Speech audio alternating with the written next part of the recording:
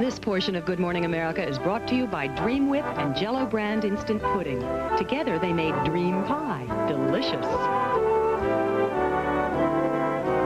8:30, I'm David Hartman with Joan London. Almost everybody, I think, knows that George Harrison was one of the Beatles. But a lot of people don't know that George Harrison is an experienced movie producer as well. A few years ago, he produced a Monty Python movie called The Life of Brian. And there he is. He's got a new movie coming out. A little bit later, we're going to talk with George Harrison about that, live by satellite from London. He's with us. George, good morning, or good afternoon, I guess, over there. Good morning, America. Good morning, David. Nice to have you with us, George. Good to have you with us, and we'll look forward to talking with you in just a little while. Thank you. Thank you. Rare opportunity. Rare opportunity. It is. Yeah, and then we are going to have another rare opportunity. Are you ready for this?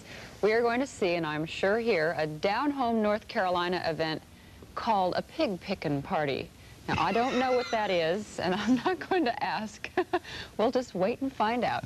But first, here's Steve Bell with the news.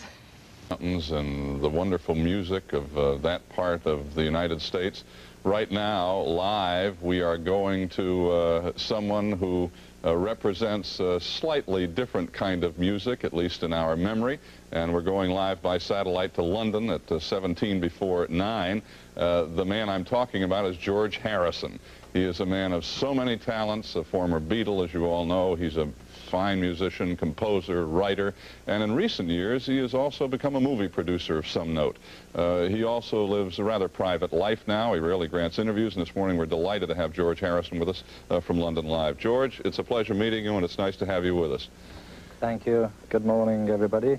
Good morning. Could you hear any of that music, that pickin' you just heard? How did it sound? I did. Yeah, Blue Ridge Mountains. It sounded like you were interviewing pigs. Is that right? You're close. Something about pigs. You got it. George, let's talk about the movie Time Bandits, which I had the pleasure of seeing yesterday. It hasn't been released yet, as you know. It's going to be released very soon in the States. You wrote the score. You also produced it. How would you describe it, briefly? How would you describe the movie? Because it is unusual. Yeah, well, that's it. It's quite unusual. I think it's a sort of good film for children mainly, but it's also quite good for adults. It's a bit crazy, you know, being a spin-off of the Monty Python group. That is, it was written by Michael Palin and Terry Gilliam. It has Michael Palin and John Cleese in it. So it has a little bit of, you know, the usual sort of Monty Python sort of stuff, but at the same time, it's quite a thriller, you know, the way it looks. The film is really well shot. It's Terry Gilliam is the director. He's the American one in Monty Python. And he's the one who normally does the animation. So he's done the special effects and directed the film. George, let me interrupt you. What I might do is we might show our viewers here a little bit of the movie so they'll have an idea what you're talking about. That's a good idea. What we're about to see are the traveling bandits. Now, these are bandits. They go from one place in time to another by sort of dropping through these holes in space, right? Yeah, well, if I would just tell the audience briefly, the idea is that the Supreme Being, when he was making creation, well, everything that got done late on a Friday afternoon, you know, had a few holes in it. So he had these little people working down in the small shrubs department, and they were patching up the holes in everything. And they ran away with the map that shows all the holes in the space and time, and they're trying to escape from the Supreme Being, but at the same time, Evil, who's always not far behind, is trying to catch them because he'd like the map for his own use. So take it away. All right, good description. Now let's look. The little people, and what they have done is busted into a little boy's bedroom, and now they're trying to find a way out. They need to get their way out and get back into space. Watch this from Time Bandits, produced by George Harrison. Watch. I don't know anything. You know, and you're not going to tell us. Well, I'm getting angry, and Vermin here's getting hungry. I don't know. You found it. What's the way out? Never done that before. Come on, you lot.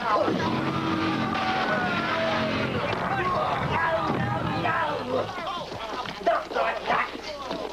Wait for me to give the order. Right. Ready. One. Stop! Stop!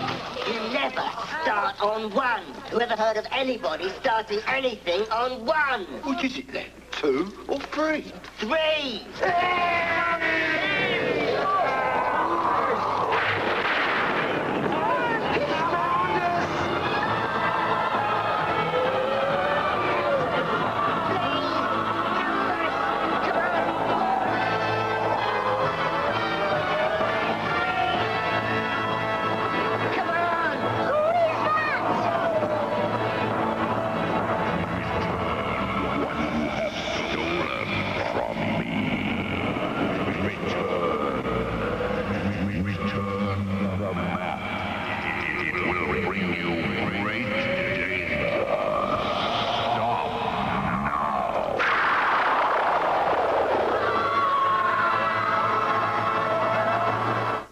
Now, they didn't, George, we just saw them as they, you weren't able to see it, but just as they came, they went into space.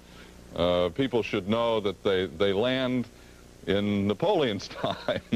In Napoleon's time. Right? Yeah, they just keep going, you know, from one thing into the next. It's quite a good idea, actually. Wish I'd thought of it. Yeah, but you're involved. You've made it happen. We're going to break for a commercial, George, and then we'll come back and talk some more. Okay.